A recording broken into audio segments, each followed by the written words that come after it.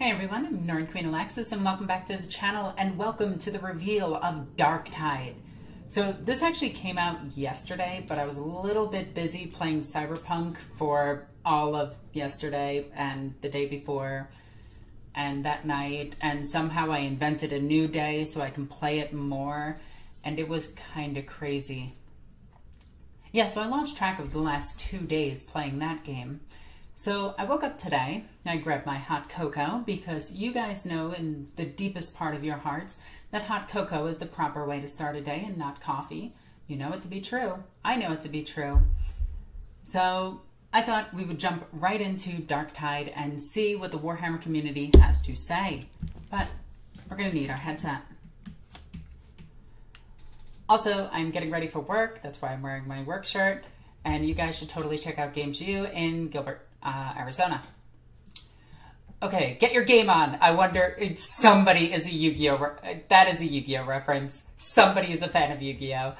Darktide gameplay premiere and play Battle Sister. I actually want this game more. I know it's weird to say, but I really, really, really wanted a VR game.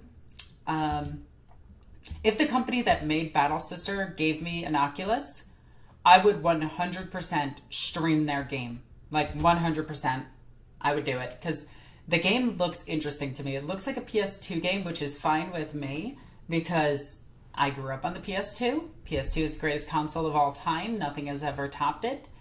And yeah. So, we have big Warhammer video game news for you today. With the first look at the gameplay of Warhammer 40k Darktide and the release of the first VR game in the 41st millennium that puts you in the armored boots of a Sister of Battle. Let's get started. Darktide. And you can see my recommended videos. Let's just say one of them is really funny. So I'm going to go ahead and skip over to here. God, I hope there's no copyrighted music. Alright, let's full screen this. That's a planet with a hive city on it. Hive cities are usually built in circles, by the way. Fat shark! Warhammer! God, I hope this music is not copyrighted. I'm gonna lower it just in case. Oh, look at it! Oh, that's so cool! You got a guardsman with a power sword. You got an Ogrin who looks amazing. You got a Casterkin. I think that's supposed to be a Casterkin. It might just be a guardsman. Actually, if this game is what I believe it is, they're both Casterkins because, well, they're Cadian.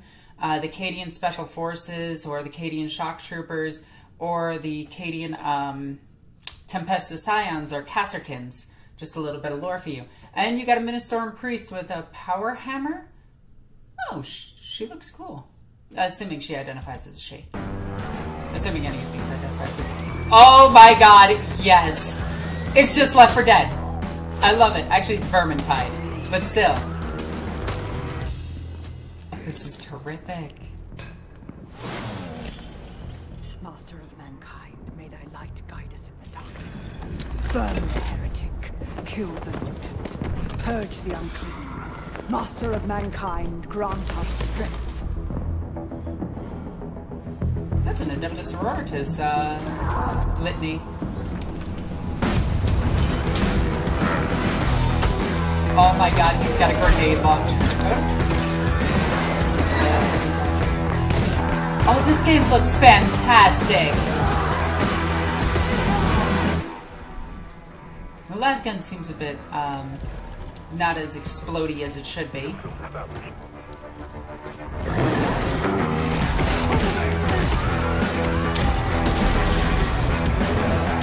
Oh my god, this looks fantastic. I hope they have different other choices. Because I would love to play the Ogre with a river gun. Ooh, nice animation on the grenade. Autogun, so yeah, they do have different other choices. Boomer! Sorry, I had to. Oh. As someone who doesn't necessarily... I don't know what just happened. Anyway, let's go back to this. Okay, so we got a few things in here to talk about. One, that was definitely a litany that she was speaking that I remember from the 3rd edition Witch Hunter Codex. Here, let's go back just a bit. We can see the planet itself. It actually looks like it has water on it. Somebody's probably going to point this out. It has like little pockets of reserved water. I like that. Okay, we can see more of the planet. You can see how big a hive city actually is. It's essentially half the size of Manhattan. Yes, that is a joke for you. You can see the 2 hive spires, which have always annoyed me because those are supposed to be like 9 miles up in the air. Like, I think it's a little bit, I'm probably going to get this completely wrong, but I think it's actually taller than like the Himalayan mountains. It's got to be way taller than the Himalayan mountains. I think the Himalayans are only 2 miles tall. Wow, you know what? I'm going to stop that reference right there because I don't know how big the Himalayan mountains are. I just realized how stupid I sounded. You can see the Valkyrie coming in for a landing though, which is neato mosquito. That Valkyrie would be gigantic. All right. So we got Imperial iconography all throughout the city itself, which makes sense because, you know, it's a city. It'd be like America with, if you go down to a city and you just see all the American flags everywhere, which is a very common sight, by the way. So let's get a better view of the characters that are revealed. You have the Valkyrie taking off, which it does use veto to lift and flight, whatever. Sterling can correct me on that and tell me that I'm wrong, and after all the studying we've done for these aircrafts. But yeah, it looks like he can either use his knife or a type of shotgun that's single shot. I think it's supposed to be like a grenade launcher slash... it doesn't feel like a grenade launcher. I don't know. The sound of the weapons sounds off to me. So again, power hammer, chain sword, power sword, and big giant knife. This is a decked out melee. So here we actually get to see the chainsword in action. And I gotta say, it's pretty fluid. But yeah, same things as Vermintide, same things as like Left 4 Dead. We get to see, you know, the typical pushback, slash, and then, yeah. Just like 3 different types of using the weapons. That guy looks like a death for a creature, and I'm happy to see them die. So we got a lot of these chaosy beasts. Now these could just be mutant animals of the planet itself, which is kind of neat. Get to see all the detail work in his arms and all the veins beneath his skin. You get to see just how dry his flesh is, how small his package is, the Imperial Aquila across his belt. Also, it's kind of cool to see the knife, the backpack having a sleeping bag, some extra bullets on his side, more than likely manstopper rounds. Actually, it looks like 2 are manstopper, 1 is acid, and the other one might be just a regular bullet. You get to see his pack and everything and all of his gear. You get to see the additional ammunition cartridges that he keeps on him, depending if they're cartridges or magazines, depends on the weapon that he's using. Cartridges or cells are for the lasgun. Magazines are for the autoguns, and we saw that he can use an autogun. Master of mankind, may thy light guide us in the darkness. Burn the heretics. So now we get to see our first look at the heretics themselves. It's kind of cool to see the three circles here on this one, which goes to show you like the Nurgle incursion and everything. But it's cool to see that it's not just Nurgle and we're fighting up against some regular cultists as well. Heretic, kill the mutant, purge the... So these ones have lasguns, which is interesting, but it looked like the previous ones just before this had autoguns. So again, it's just cool to see the different weapons and everything. I'm hoping the different weapon types do something. And this would just be me spitballing, but if they could actually, if you could find manstopper ammunition and it made people blow up that much better, I'd be happy. Mankind, grant us strength. Again, we get to see the environment, and it's very much similar to the Necromunda game. GW does have a very stylized way that they build everything, so it's easy to easy to copy, but it's actually just really cool to see these giant open areas where an Ogryn can actually fight, because you could just sneak down a hole from an Ogryn.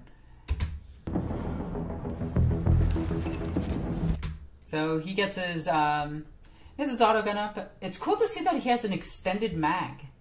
And right here you can see the, let's just go back a few frames. So let's talk about this autogun really quickly. Again, you can see his canteen on his side, really cool detail. You can see additional additional gear on his, what do they actually call this? It has a name in 40K, but essentially the straps going across from his backpack. You can see something on his back right now. It looks like a combat shovel, but it could be something different. He's got a lumen globe on his las gun, extended mag. This right here can switch it from single shot to burst to maximal. So here's some lore for you that no one is going to know. Weapons, typical laser weapons and plasma weapons in 40K have a maximal setting. What maximal does is it overcharges the weapon. It causes damage to the weapon, but it fires a stronger shot. So it's actually kind of cool to see it on the weapon itself being represented, because that's a detail that a lot of people miss. He's got a rebreather on with his mask. You can see the gear of the other girl in the back, including her pistol. This doesn't look like the standard las pistol. This looks like an enforcer, maybe. Could be wrong about that. We also get to see that she's using the autogun, so that's really interesting. I like that. Also, I like the haircut on that one. So yeah, here's the autogun in comparison to the las gun that we saw just a second ago. Let's push this back. So you can see the main differences are the types of barrels and just the overall design. They both look like not SMGs. They both look like M4s, in my opinion. I don't know firearms too well, so please forgive me. But you can definitely see the entire upper part of the las gun, which includes a slight, not a scope, but a sight line. This one replaces it with a hard iron, and this one has its magazine in it. And overall, the details on it are pretty good. If I can get it into a frame where you get to see all the details. There we go. You can see all the scroll work on her, but it does just look like scribbles, which kind of, I understand why. Oh, wait a minute. You get to see that her weapon on her back, the other girl, is not a las gun. I was wrong about that. Oh, it's a las carbine, because there's the fold-out stock. That's so cool. Actually, it might be a long las. If that's a long las, that's a compound long las, and I like that. If they added that much detail, I am super happy with this. He also got a weapon on his back as well. Nope, it's just a las. That is a strange las gun. It's got an extended barrel. And then you get to see the last gun here, which I thought for sure was going to be his ripper gun, but it looks to be a grenade launcher, but not a grenade launcher at the same time because it fires. Because watch how it fires. It just fires like a shotgun, like a single shot shotgun, so maybe just a ridiculously high-powered shotgun.